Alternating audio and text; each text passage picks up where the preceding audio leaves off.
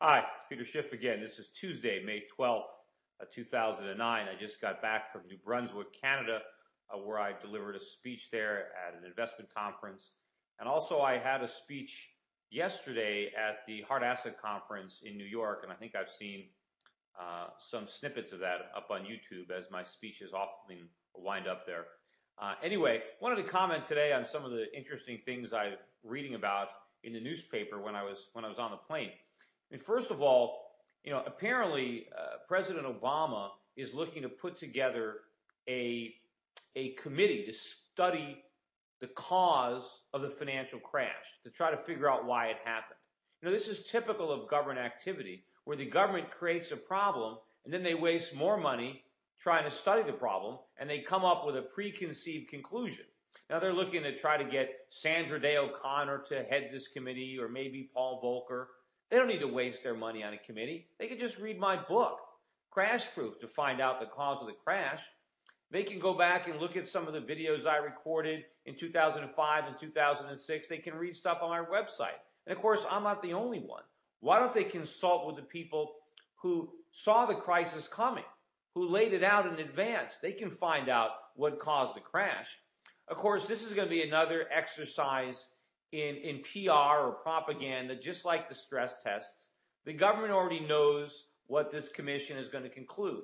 They're going to waste a bunch of taxpayer money, and they're going to come to the erroneous conclusion that we had a financial crisis because we had a lack of government regulation, and the solution is more regulation. Again, this is more government nonsense. And talking about government nonsense, I mentioned this once before, but I guess we're getting closer to this now, this Cash for Clunkers plan, where the government is going to give a $4,500 tax credit for people to junk their cars and buy a new one. I mean, this is about one of the stupidest things we can do right now. Our economy is in trouble. Why do we want to encourage people? Why do we want to pay people to destroy perfectly good vehicles that work, where they have no debt? They own these vehicles free and clear. Why should we give them $4,500 to destroy these vehicles and then borrow money to buy brand new vehicles? Many of those vehicles, of course, manufactured in other countries like Japan. This is complete nonsense. There's no reason to destroy these vehicles. They work. We can drive them. We need to put our resources to better use. What's the point of driving the trade deficit up higher and encouraging citizens who have no automobile debt right now to take on debt? Because in order to qualify for the credit, you have to have a car that's a certain number of years old, but it has to have been in continuous service for the past year. So you have to be using the car. Of course, that's to prevent people from just going to a junkyard and getting a car and turning it in for $4,500. But this whole thing is absurd. We don't want to encourage our citizens to go deeper into debt. We don't want to encourage our citizens to take on more debt. That is how we got into this problem. In talking about debt, the government came out today and announced that the budget deficit for fiscal 2009 is going to be about $90 billion more than they first thought. Now this puts the deficit above $1.8 trillion. Now, if I were a Las Vegas odds maker, I'd put the over-under on this deficit for 2009 at $2 trillion. And if I were going to bet on it, I'd take the over. Also, the government was revising their forecast on when the Social Security trust funds that don't actually exist are going to run out of money. And now they've claimed that we're going to run out of assets in the Social Security trust fund by 2037, which is 5 years sooner than they thought before. But the reality is the Social Security trust funds have no assets. They don't even exist. There's nothing in there. The only thing in the Social Security trust fund is a government bond. But that's the same thing as having no trust fund at all. That would be like me setting up a trust fund for myself, and so I write myself a check for $1 million and put it in my trust fund. And I claim my uncashed check as an asset. This is nonsense. Government bonds are assets if I own them, but they're not an asset if the government owns them, because it's also the government liability. The real key for Social Security is not when the trust funds run out of phony government bonds, but when does the Social Security trust fund begin paying out more money than it takes in.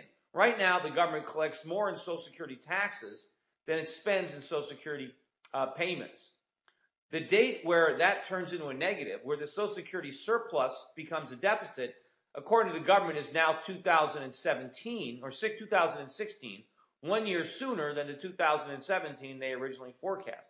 But of course, all these government forecasts are based on unrealistically rosy economic assumptions regarding growth and tax revenues. It'd be my guess that the Social Security program runs a deficit a lot sooner than 2016, maybe 2012, which is right around the corner given that this is 2009. And what the problem there is, now the government is going to have to move into the market and sell bonds. You know, in the past, the deficit has appeared smaller. We've made it smaller by using this Social Security Trust Fund to make the deficit seem smaller. But now, when Social Security itself runs a deficit, now the budget deficit is going to be increased by the Social Security deficit instead of shrunk by the Social Security surplus. And that is the real problem. That's when this gigantic Ponzi scheme really comes to an end. Because that's when the government has to admit there's not enough money. And either they have to dramatically increase Social Security taxes, which there's no way they're going to do, or dramatically reduce Social Security benefits. Of course, the latter would be preferable, especially if they can find a way of means testing the program. But we're going to be in serious trouble on Social Security a lot sooner than they think. You know, also, another story I read, again, the unintended consequences of government bailouts. There's a clothing manufacturer in Chicago, and I forget the name of the company, but they manufacture men's clothing. Apparently, they manufactured the tuxedo that Barack Obama wore on his inauguration. But they've been in business for about 100 years, and now they're bankrupt. And Wells Fargo holds their loans. And apparently, the unions are protesting the bankruptcy. They don't want Wells Fargo to put the company into bankruptcy. They want Wells Fargo to loan the company even more money so they can keep operating and run up even bigger losses. And they want to try to make sure that the company is not sold to somebody who will break it apart, but sold to somebody who will continue to operate it. But of course, they can't continue to operate it in its present form because that's why they're bankrupt. And of course, Wells Fargo isn't in the business of loaning money to people or companies that can't pay it back. Well, who knows? Maybe they are. Because the justification for all this by the labor unions is that Wells Fargo's got all this TARP money. And because they got all this money from the government, they have an obligation to make these loans to save these jobs. Now, we'll see how this story ends, but this is not what we want. We do not want government money recycled through the banks, propping up failed business models. Now, look, I think we need to be able to manufacture clothing in this country. We need a textile industry. Unfortunately, we lost it. But we're not going to get it back by subsidizing inefficient manufacturers. We have to get to the heart of why they're inefficient in the first place, why these companies are going out of business.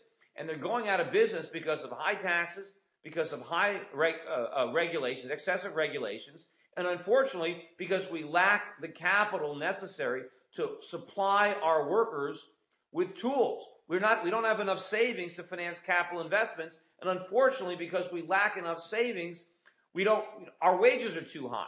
So because of the fact that we've basically blown all of our savings, we can't be competitive now unless we have lower wages, but the unions are standing in the way of reduced wages, as are a lot of other government regulations. And of course, who knows how much money these companies are paying in taxes, in both income taxes and payroll taxes, and how much money they spend to being compliant with all sorts of government rules. And again, how much money the companies have to waste on legal bills because of excess of lawsuits that result from the system that we have. Those are the problems. But to simply try to force Wells Fargo into making bad loans simply because they've received government TARP money, again, this is a slippery slope. These are the unintended consequences when the government gets in and interferes and bails out one company. Now we're trying to bail out more. It's this system where two wrongs are constantly used to make a right.